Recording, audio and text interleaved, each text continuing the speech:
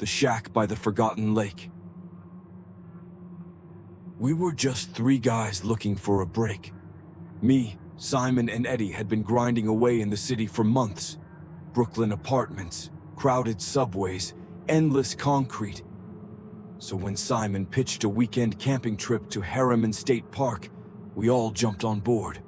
Nothing fancy, just a short getaway, a few cold beers, and the simplicity of the woods. Eddie found a spot on the map that was way off the main trail, near a small lake that didn't even have a name. We left Friday afternoon. The 3 of us packed into my car with gear tossed in the back and music blasting. By the time we pulled off the gravel road and hiked down to our chosen clearing, the sun was already low. But we got the tent set up and had a fire going before it was fully dark. That first night was perfect, honestly. Hot dogs roasted over the fire, a couple of beers passed around, laughter echoing into the trees. The city felt 100 miles away, which, technically, it was. The next morning was one of those crisp, quiet fall days where everything smells like pine and the air just feels clean. We didn't have a set plan, so we picked a trail and started walking. No destination, no schedule. Eddie kept snapping pictures of mushrooms, while Simon made a game out of spotting weirdly shaped rocks. I wasn't paying much attention, just soaking it all in. That's when we found the lake. It wasn't on the map. We'd wandered further than we thought, I guess, because this place wasn't marked. It was small, maybe 100 yards across, and almost perfectly round, still as glass. And there, tucked just into the tree line, was the shack. It looked ancient, like century-old kind of ancient. The wood was gray and warped, with moss clinging to the corners. The roof sagged, half covered in fallen leaves. The single window was just an empty square. No glass, only the frayed remains of a curtain. The door was hanging open a few inches, swinging slightly in the breeze like it was waiting for someone to come inside. "Looks abandoned," Simon said. "Looks cursed," I muttered, half joking. Eddie, ever the curious one, was already heading toward it. "Come on, just a quick look." The air inside was thick.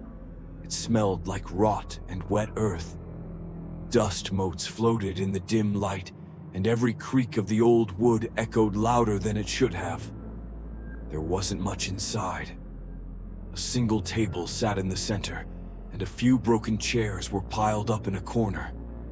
Rusted nails stuck out of the walls, and up close, the table had these dark stains, uneven and blackened, soaked deep into the wood. Simon said it was blood. I didn't argue. The walls were lined with hooks, dozens of them, some small, some large, all empty, bent, rusted, forgotten.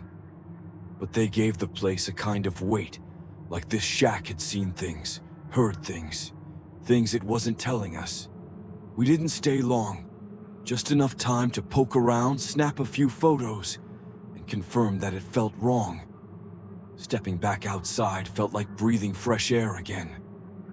That's when Simon tripped.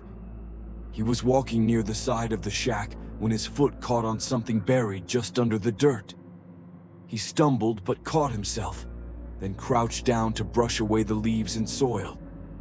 Eddie and I joined him.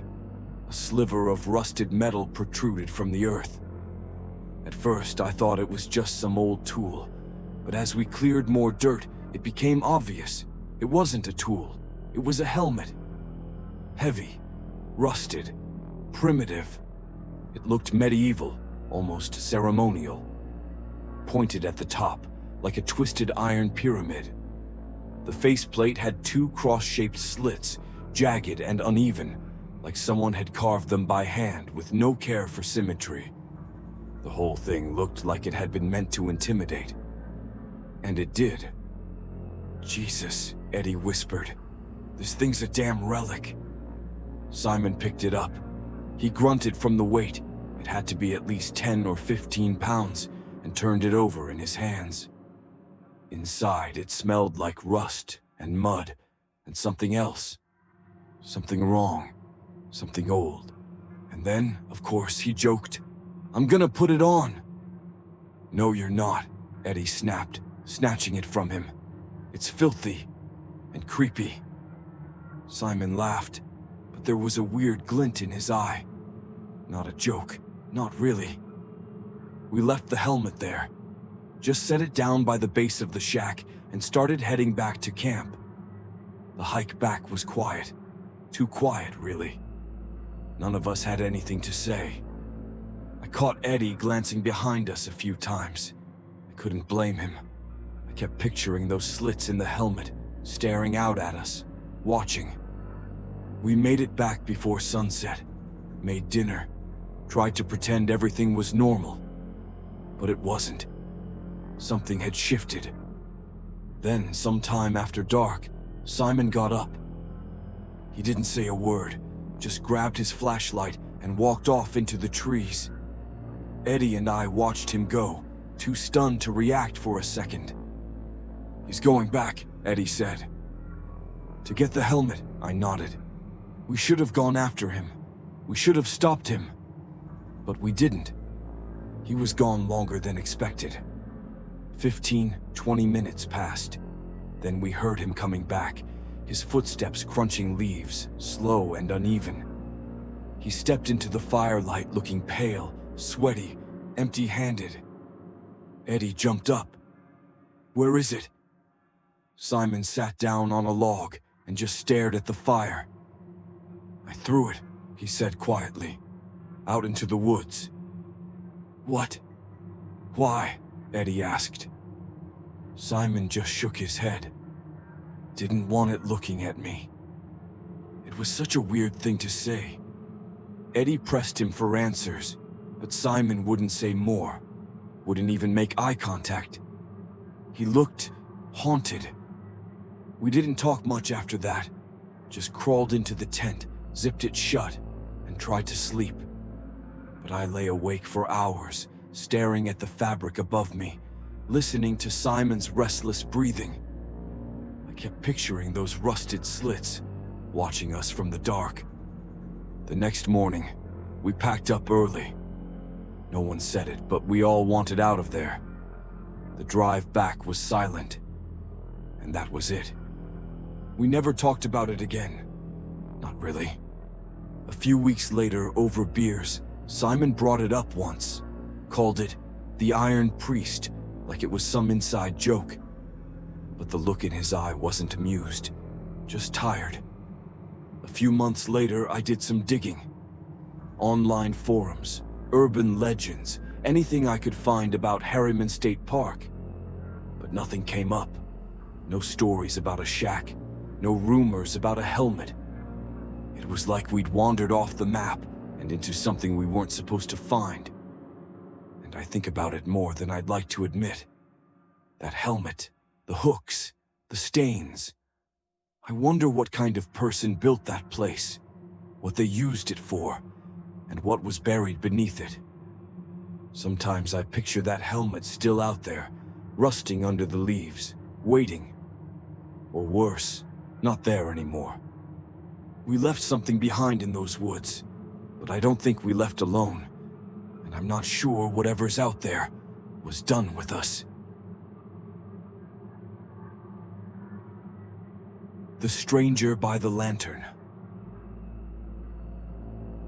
I'm not exactly new to camping. I grew up in Michigan and spent half my childhood in the woods behind my grandfather's cabin. You learn to recognize normal sounds, crickets, the rustling of a squirrel, owls, wind against trees, and more importantly, you learn to recognize when something isn't normal.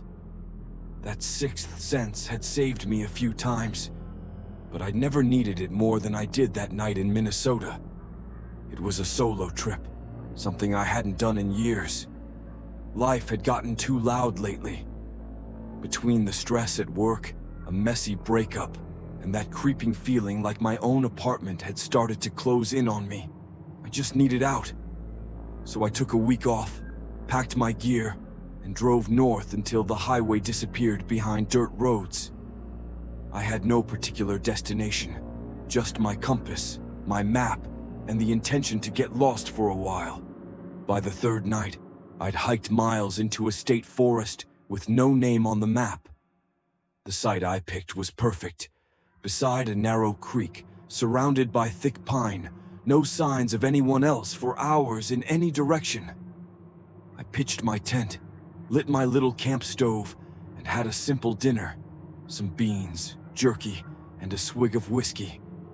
The stars were coming out by the time I finished.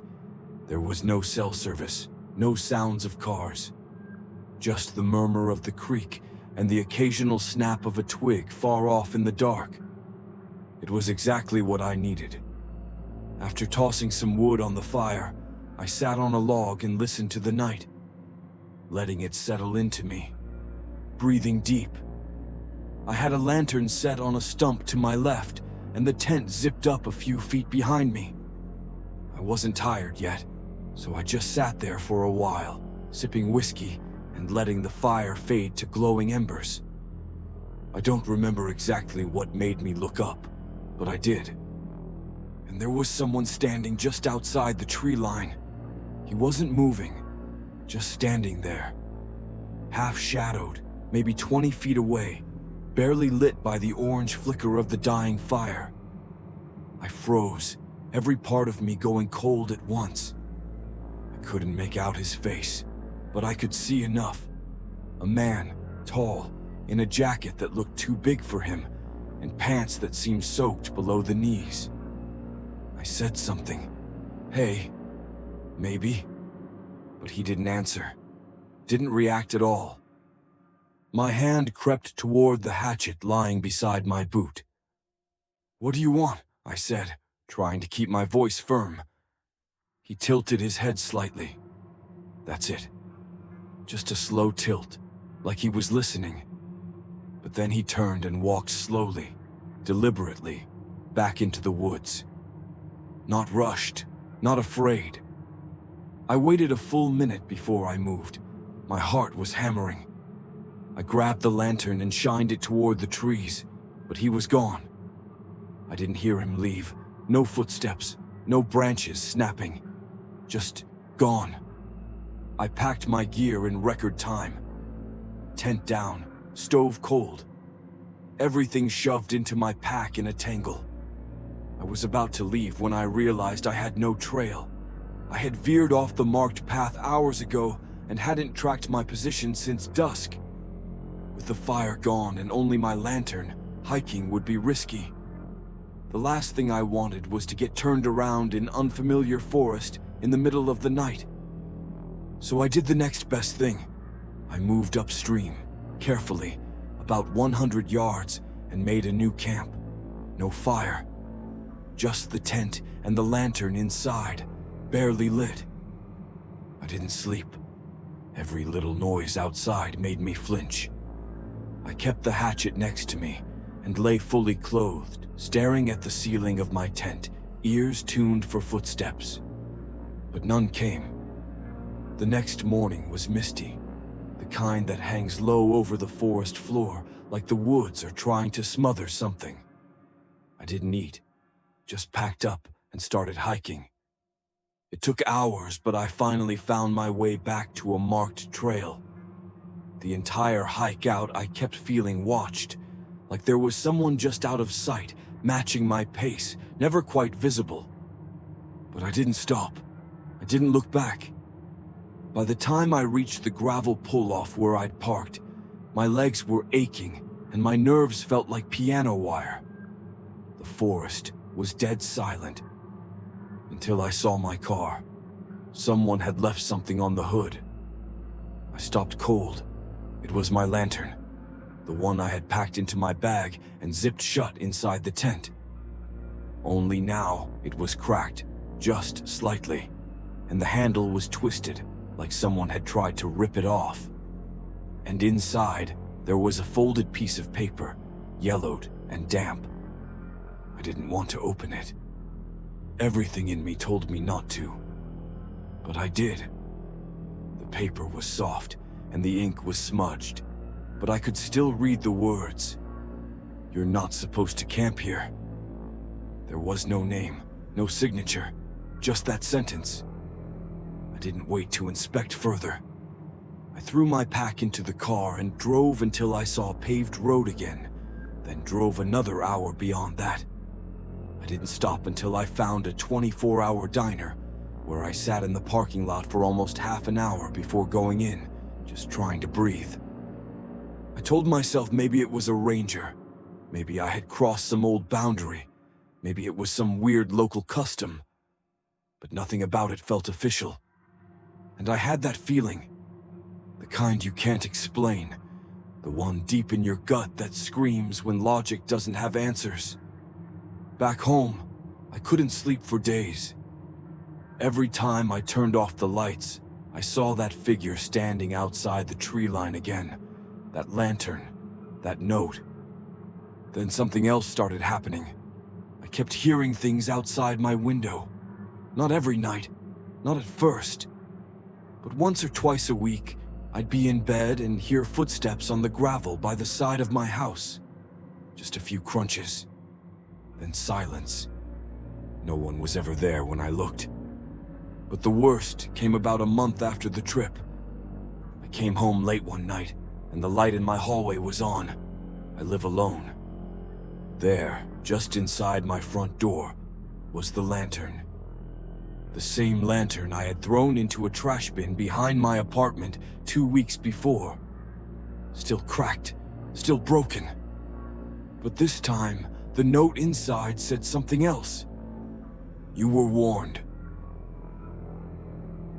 I moved not long after that. Different city, new apartment, security system installed the day I signed the lease. I don't go camping anymore. Haven't stepped foot in the woods since. Sometimes I wonder who, or what, was out there that night. Some weird recluse?